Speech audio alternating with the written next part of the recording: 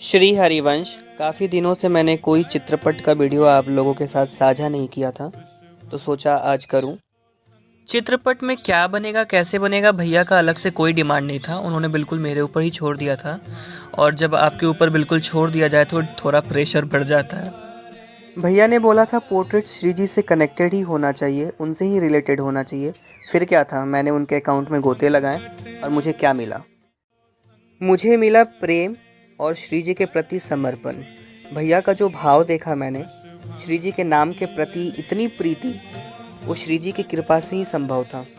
पता नहीं श्री जी ऐसी कृपा मुझ अधम पर कब करेगी, पर भैया के भाव को मैंने छूने की कोशिश की है। पता नहीं कहाँ तक पहुँच पाएंगे।